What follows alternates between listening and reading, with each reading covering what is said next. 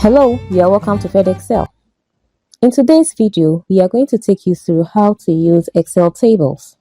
Now, given a data with these details where you have products, sum of quarter for quarters 1, 2, 3, and 4. Okay, to start with, we'll click on any cell within the data range. Then, click on the Insert tab to locate the tables group. Next, we'll click the table ribbon. And once you do that, a Create Table dialog box will open indicating the data range. Now you will have to signify if your data has headings by checking the box here and you click OK.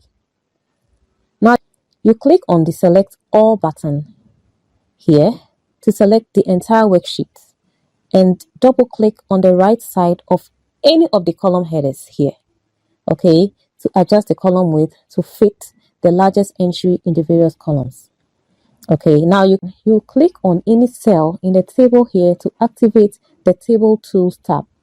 Then you click the Design tab here and locate the Table Styles group. Check the total row as indicated here to activate it in the table as you can see it down here. Now with this, you can easily get your sum, your average, maximum and minimum values, count, and other varieties of functions to choose from. Now to change the table style, still here on the Table Styles group, choose a color option that appeals to you. Now as you hover over the various table styles, you'll see a preview of styles to choose and select your preferred style to activate it. Now let's say I want to add another column to the table showing the overall total of the sum of all the 4 quarters of each product at the end of the year. All I'll need to do is to just go ahead and key in my information. Yeah. So here we have, say, overall total. You can see that the table automatically expanded to the right to include the new column. And this works with the rules at the bottom of the table as well. Lovely.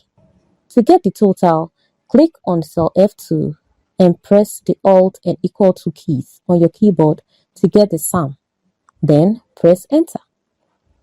Now you can see that the formula has affected all the other cells in this column.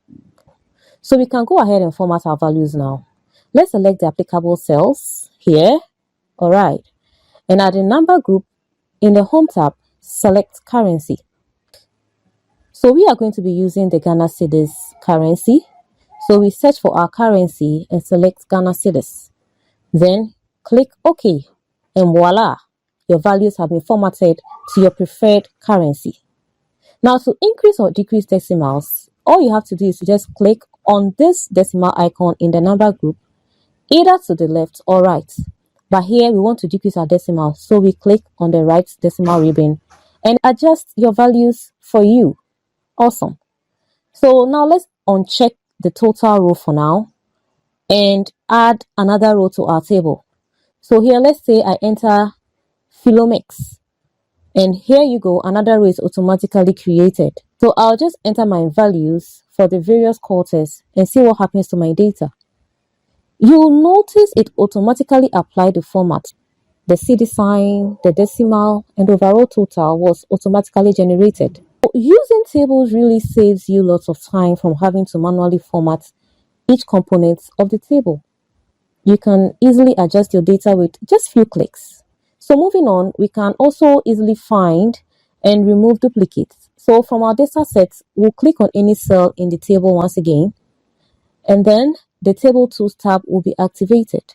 So we'll click on our Design tab, and from the Tools group here, we'll click on the Remove Duplicates ribbon. So this pop-up menu will be displayed showing the list of column names. You can check the column option you would like to format. So here we will check the product column and click OK. And here we have this pop-up indicating that one duplicate value found and removed. Now, if you look carefully, you will notice that the last row I created for Philomix product has been identified and deleted together with its corresponding rows. Nice. Working with Excel tables allows you to quickly sort and filter your data. So let's say I want to sort from, say, Z to A. And here you go, the Excel table does justice to it. As simple as that.